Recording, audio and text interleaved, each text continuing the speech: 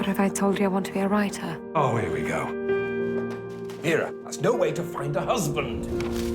Hello, welcome to Premier Scene. I'm Claire Bueno as we kick off 2015 to a testament of great filmmaking as we attend the premiere of A Testament of Youth. I'm not getting married. Not now. Not ever. Well, that's clear then. Well, they say they're very short, great roles for women, but you've really struck gold with this part, haven't you? Yes, I did. It's very true. You usually can read quite many scripts until you find anything close to this role of Vera Brittain. So it was definitely a role that I fought for. When you're taking a role on like this, you must take so much to heart because this is a lady that existed and so near in our history as well. It must have been, was it a big undertaking for you to say, yes, I will do this? I think my main feeling was that I so badly wanted to be part of this film and tell this story.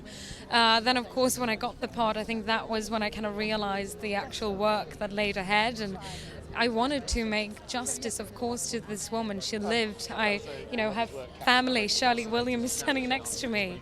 And having her, inviting me, sharing her memories, her thoughts of her mother, having the rest of the family there was a big support, but it was a daunting thing, especially as a foreigner, taking on such a British icon. And one of the scenes, of many scenes actually, that really stood out to me is the relationship between you and your brother, played by Taron, where he's in the hospital, and it was such a moving scene. I just wondered how closely you both worked together to build that bond that made it look like a brother and sister. I think, I call them the boys. I think we were very close, all of us, during the shoot. We kind of had to. It was a very intense, short period of time when we shot all of those scenes, but I think we had a very instant connection and chemistry, all of us. Now, this is so much more than a love story, isn't it? Yes, it's a broken love story, but it's a heartrending love story. But at the heart of it, it's a story about the First World War. It's a story about many men who died and the woman who loved them. Your part, he's a poet. Do you think when he goes off to war, he has a sense of romanticism about what war is really about, and it's not until he gets there he realises just how horrific it is? Yeah, absolutely. He's the thing about him is if you read his letters and you read the book, he's obsessed with heroism and patriotism and finding the greater point of life within those things. And actually, I don't know whether really, from his letters anyway, I don't know whether he ever changed his mind about that. I know he became a little disenfranchised, but I think he died before he could really grasp what he really... he's 19. Always. I don't know what I believed in at 19. I hadn't really formed, an adult head yet. I don't know if I have now, but that's the shocking thing is I kept playing in my age and then realising that he was much younger. I mean, this is a story told from Vera's point of view, but I think what's beautiful about the writing of the screenplay as well is that there's such a richness of the male characters and they're so multi-layered. Is that something that attracted you when you took the part?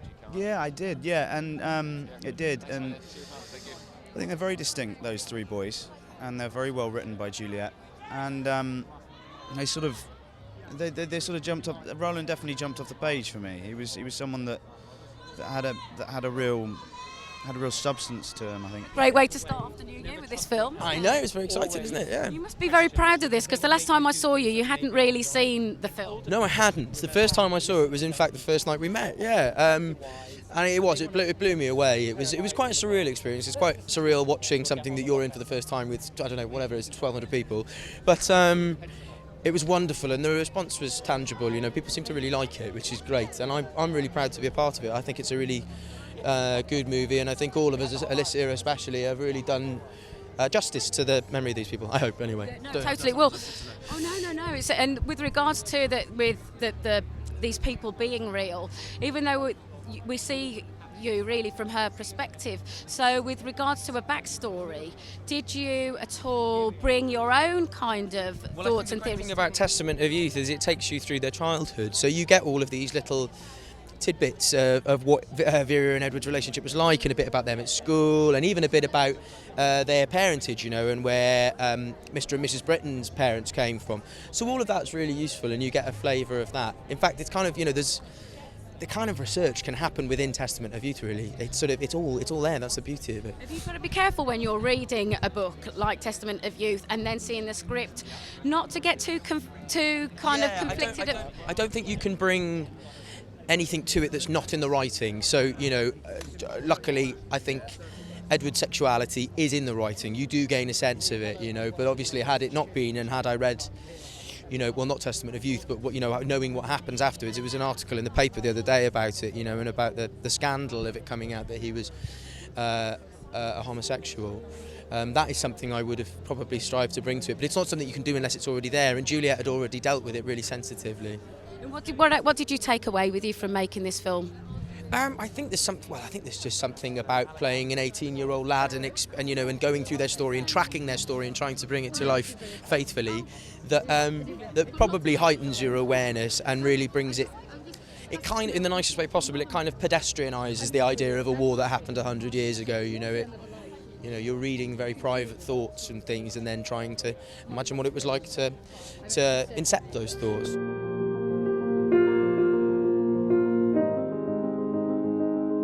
Wordsworth, Shelley, all these romantics aren't good for you, you know. You must be very proud of this story. I am. I'm very proud. I'm very proud that it's you know, got already so much response from critics and so forth. It's lovely that so many of them see what it's really about and don't just write it off as another romance, you know. It would have been what my mother wanted. I mean, she was a very serious woman. She was passionate about war, she was passionate about internationalism, she was passionate about tolerance, and the film brings that out, I think. And I thought so easily it might not have done. And I think as well, it's the testament, this film, to the strength of women and also the human spirit, isn't it, really? And you never give up, do you? No matter what adversity is pushed your way, you never give up. You learn from it, and then you plough it into your next challenge in a way.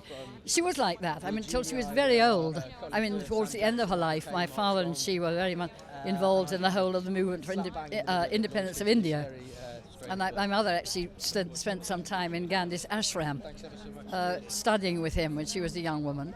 And my father was secretary of the Freedom of India Committee. So they moved on from, they never stopped to look backwards. They moved on to the next challenge, and that was getting people to accept the independence of India, hoping that the relationship between Britain and India would stay strong. And, you know, she never did look back. She went on and on and on from there. So it was wonderful. A real inspiration for you as well, growing up. Yes, it was a challenge, but, you know, I never saw her as, you know, as just my mother. I realised that she had a great mission in life. And the mission, the personal mission particularly, was essentially remembering the young men who died and bringing them back to life again. And that's what she wanted to do, and that's what she did to a great extent. And I think that was her personal mission. Then there was her political mission, which was different, but they were related to one another. I think she succeeded in both. Well, thanks to your mother, we have the liberty that we have and the freedom of speech that we have as well. So thank you very much. We belong together, my three musketeers and I. I just heard I got a place at Oxford. We were born to make a mark in the world. Now, the last time we spoke, you told me about that you're really from a documentary background. Yeah. So now making your first sort of feature film, what was the relationship like working with your actors, and how was that process like for you? Well, you know, I do come from documentaries, but I've done quite a lot of television drama, The White Queen, Marchlands, people might remember, Ghost Story, you know, quite a number of singles on the BBC. So I have experience of actors. The thing is, you know, film acting is different from television acting, and really good actors can do both, of course, but there are subtle differences in terms of nuance and scale of performance, because of course it's going to be enlarged 100, 1,000 times, and that does require a different level of performance, and we both went on that journey together.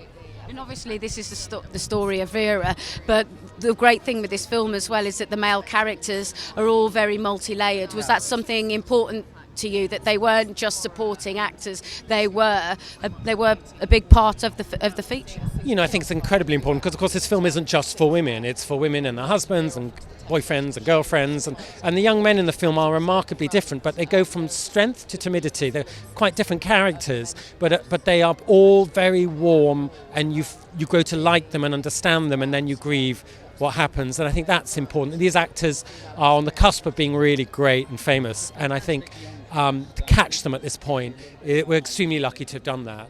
Very exciting. And with regards to the story itself, it seems to me, because it's about war, it's a very contemporary story, actually, because war affects us today as much as it did then and before. It was an important message for you to be able to convey as well. Well, of course, it's so important to tell the story of war, because last year was a terrible year for war with the Middle East, ISIS, and with Ukraine, and just conflicts seem to be breaking out everywhere. And I think, you know, the story that we sent, war means young people die. War means lives are snuffed out. All that potential, those people would have become doctors and professors and scientists, they've all gone. And we would never have known what they would have done in the world. And that's really what Vera Brittain is telling us, is if you snuff out young people, everything they could have achieved in life is gone as well. And that's just a tragedy for everybody. Who knows, one of them might invent the cure for Ebola. Who knows? But they've gone.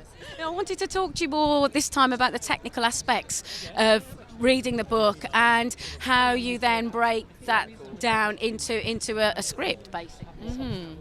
Well, it's a very forensic procedure, I suppose. You know, first of all, I read the book and get a general sense and feel for it, and you get a feeling in your gut whether it's something you can and want to do. And then once you're over that hurdle of getting the commission, then, because you then have to pitch for the commission, then you read and reread, and in a more analytical way, I suppose, and break down the parts of the story that you feel are intrinsically filmic, and trying to capture what the key emotional moments are. For me, it's a bit like trying to capture the crests of the waves, so you get the really key, strong emotional moments that propel you through, so you've got some momentum as well. Yeah. The interesting thing I was saying to James as well, even though this is the story of Vera's life, all the male characters as well are not just supporting cast, they're multifaceted and they've got many, many layers to them. Presumably for you as the writer, that was incredibly important for you to integrate into the story. Absolutely, because without them, without that feeling that they're living, breathing, flesh and blood people, you don't get the impact of their deaths. And we had to work quite hard to try and distinguish them one from the other and make sure each death impacted Vera in a different way, because otherwise it could get very repetitive. So bringing them, making them feel like really fully fledged people before the war breaks out was a decision we made early on, because without, you're not seeing any fighting in this film, so you have to make the emotional impact come across in a different way. Watching the film myself, when I came out of the cinema, I was utterly exhausted. For you as the writer of the screenplay, going over and doing redrafts, that must have had such an impact on you. Yes, I think reading the source material for the first time and writing the scenes for the first time is when you give the most emotion to it. And then after that, you do step back a bit and again, you're a bit more analytical and you work out what's working and what's not working. But yeah, it was a very emotional experience, this film. It's not hard to see why an actor would want to be in this film, but what particularly resonated with you when you read the script? The fierce sort of character of Vera, I think, is the epicenter of this sort of like the waves of shock that emanate throughout the film, but also the fact that it's just one story, and that it's so important to see it's one story because luckily she was an incredible writer and she archived all the correspondence, and it does represent a whole generation, and that's what's in the film. I think it's mind blowing. As you're turning the pages, you just go, I mean, where does this end, and how is she so resilient, and that sense of spirit and the fight, I think, is just sort of mind-bending, yeah. Life, love, and you. Think what they have meant to me. I won't abandon you. This is my promise to you. All of you.